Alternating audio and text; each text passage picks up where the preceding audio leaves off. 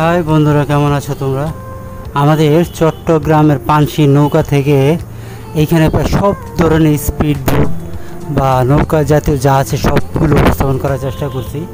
তো সোজা কথা বলতে রিভার আমরা যা বুঝি নৌকা চালিত, কাঠের চালিত কিংবা স্টিলের কিংবা বড় ধরনের জাহাজ, আসলে এই দৃশ্যগুলোই আজকে তোমাদেরকে আমি দেখাবো। আমাদের পতেঙ্গাতে সব থেকে বেশি এই জিনিসগুলো আসলে দেখা যায়। আর পানশি নৌকা বলতে আমরা যা বুঝি সেটার একটা নমুনা তুলে ধরলাম তোমাদের সামনে। তো একটু পরে যে দৃশ্যগুলো দেখাবো তোমাদের অবশ্যই খুব ভালো লাগবে।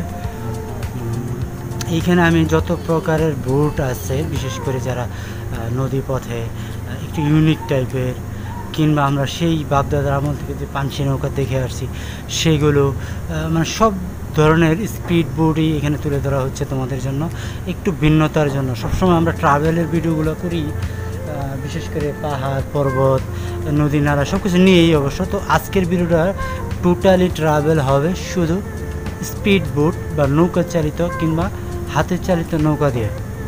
তো এই যে যে দৃশ্যটা দেখতেছে এটা কিন্তু আমাদের পতেঙ্গাতে বেশি দেখা যায় এইসব দৃশ্য, তাই না? তো কেমন আছো তোমরা? যথারীতি বুলবুল আহমেদ লেভিন তোমাদের সাথেই আছি। সো কন্টিনিউ দেখতে থাকো, স্কিপ করবে না একদম। স্কিপ করলে অবশ্যই অনেক কিছু মিস করবে। তো তোমরা যারা নদীপথে ভ্রমণ করো তাদের উদ্দেশ্যে বলছি, কত রকমের তোমরা আজ পর্যন্ত স্পিড বোটে উঠছো কমেন্ট করে অবশ্যই জানাবা। এটা কিন্তু ভ্যানিসের না, তবে একদম দেখতে ভ্যানিসের মতো, তাই না? সেম আসলে একই রকম শহর অনেকটা গড়ে ওঠে এক একটা রাত হলে।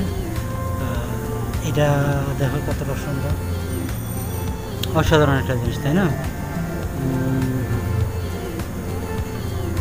দেখি আমার অনেক সময় প্রবলেম হয়ে যায় ভিডিও করতে গিয়ে, তো জানি না কারা এই প্রবলেমগুলো করে। আর তোমরা যারা কাইন মাস্টার ব্যবহার করো তাদের উদ্দেশ্য বলছি, অবশ্যই বি কেয়ারফুল। কাইন মাস্টার কিন্তু অনেক সময় ভিডিও চুরি করে। সো সবাই সাবধান থাকবে এই ব্যাপারটা নিয়ে।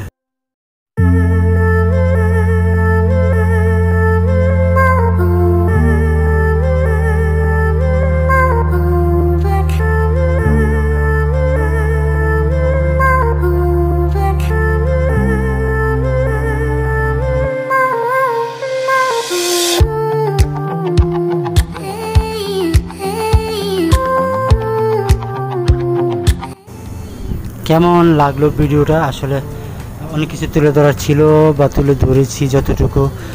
অনেক কষ্ট করা হয়েছে, বিশেষ করে অনেক সময় নিয়ে ভিডিওগুলো করতে হয়। তো তোমরা দেখতেই পাচ্ছ অনেক কিছুর সমন্বয় এখানে ঘটানো হয়েছে। অবশ্যই যদি ভালো লেগে থাকে বেশি বেশি কমেন্ট করবা, শেয়ার করবা। তোমাদের একটা কমেন্টের অপেক্ষায় আমরা আছি অবশ্যই। তোমাদের রেসপন্সটা আসলে দেখার জন্য সবাই আগ্রহ বসে থাকে। সবাই ভালো থাকবা, শেষ দৃশ্যটা যেন সবার হৃদয়ে গেঁথে থাকে। সবার জন্য শুভকামনা।